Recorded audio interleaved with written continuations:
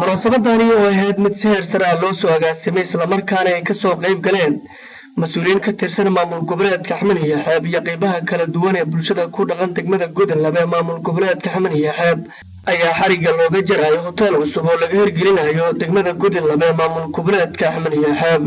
hotelkaani oo lagu magacaabo Xamar Hotel ayaa waxa uu ka mid noqonayaa hoteelada casriga ah ee ku yaala deegaanada maamul goboleedka Xaman iyo Xeeb. waxaana furitaanka hotelkaani casriga ah isku howlay Xuseen Ibrahim Xamar oo ka mid ah dhalinyarada ganacsatada ee ku dhaqan deegaanada maamul goboleedka Xaman iyo Xeeb. ayadoo munaasabada xariga looga jaray hotelka cusub ay ka hadleen mas'uuliyiin ka tirsan maamul goboleedka Xaman iyo Xeeb iyo ururada bulshada kuwaas oo ugu hambalyeeyay ganacsadahani isku howlay in degmada Go'dalabe uu ka furo hotel casri oo ay bulshadu ku nastaan hawsha wanaagsan oo uu qabtay bulshada ku dhaqan deegaanada maamul goboleedka Xaman iyo Xeeb gaar ahaan degmada Go'dalabe. waxaa farxad weyn ah inaan ka soo qayb galo xafladan sharafta badan ee lagu furayo hotelka cusub ee ku yaala degmada Go'dalabe hotel Xamar.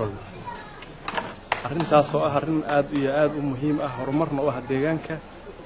waxaan mahadcelin ballaaran u soo jeedinayaa milkiilaha hotelka ee go'aansaday inuu deegaankiisa maal gashado.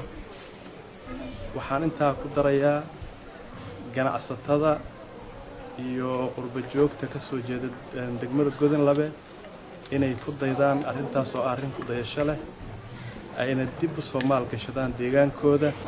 runtii waa wax lagu farxo macnaha waxaan joognaa meel qurux badan oo ah yani cadaynaysa horumarka magaalada ku dhaqaaqayso iyo sida ay u fahmeen runtii dadka u dhashay deegaanku inay magaalada horumariyaan.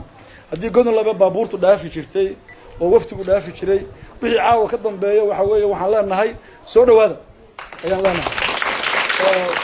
meesha waxa weeye hotel qurux badan leh martaqana mashiinadii iyo alaabtii martaqana loogu talagalay leh ayaa meesha yimid. waxaan isleeyahay wasiirkii maaliyadda oo caawa fadhiya isagana waxa weeye inay qayb ka qaadan doonaan wasaaradda maaliyaddu maaragtay sidii bal dhaqaalaha iyo lafteeda kor loogu qaadi lahaa iyadana waa ka rajaynaynaa. sababtoo ay tahay wasaaradda maaliyadda inta badan waxay kobcisaa dhaqaalaha Xaman iyo Xeeb macnaha marka laga hadlayo maamulka waxa weeyaan waa wasaaradda u xil saaran arrimaha dhaqaalaha. wasiirkan maanta asaga furay sharaf ay u tahay. marka waxa weeyaan haddii Ilaahay idmo waxaan rajaynayaa wixii hadda ka dambeeya Go'dalabe tilaabooyin kale inay sii qaado hotelkan kuwa kale labo kuwa kale soo socda insha Allah. waxaan rajaynayaa magaaladan inay magaalo runtii kaabta caasimadda magaalada oo daraska la tacaado inay noqoto. Ilaahay baa mahad iska leh.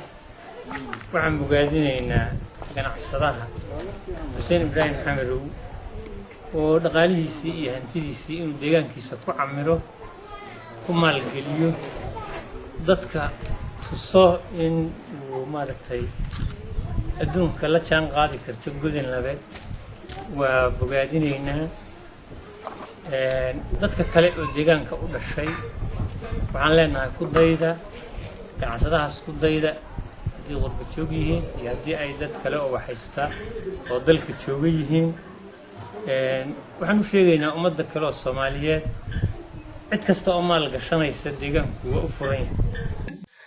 ugu dambeyntii milkiilaha hotel Xamar ee laga hirgeliyay degmada Go'dalabe Xuseen Ibrahim Xamar oo ka hadlay munaasabada xariga looga jaray hotelkaani ayaa waxa uu ka sheekeeyay sababihii uu furay hotelkaani iyo waxyaabaha uu qaban doono iyo sidoo kale inta qol uu ka kooban yahay hotelkaani. waxaana uu sidoo kale xusay in hotelka ay ku barbar taalo biibito casri ah oo aad keenayso wax weliba oo ay nafsadaadu hamiso. isagoona sidoo kale sheegay in dhawaan uu furi doono restaurant weyn oo dadku ay ka cunteeyaan.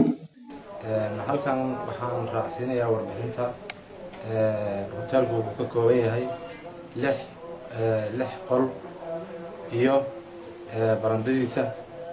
wuxuu leeyahay maqaayad oo maaragtay macmacaanka iyo kafeteriga ah. haddii Ilaahay idmana waxaan raacsiin doonaa qaybihii weynaay ahay maqaayadii cuntada. waxaan hadda hor u aasaasnay oo macnaha nagu kallifay baahi jirta oo markaan dareennay deegaanka inuu u baahan yahay. sidaas awgeed haddii Ilaahay awoodda la ogolaadana qaybaha ka dhiman waa raaci doonaa. si kastaba ha ahaatee hoteelkani casriga ah ee laga furay degmada Godolabe maamul goboleedka Xaman iyo Xeeb ayaa waxa uu noqonayaa kii ugu horeeyay ee caynkiisu oo kala ah isla markaana laga furay degmadaas ayadoo bulshada ku dhaqan degmada Godolabe ay si wanaagsan ugu riyaaqeen. Daawud Faarax Ahmed TV-ga caalamiga Kalsan Godolabe.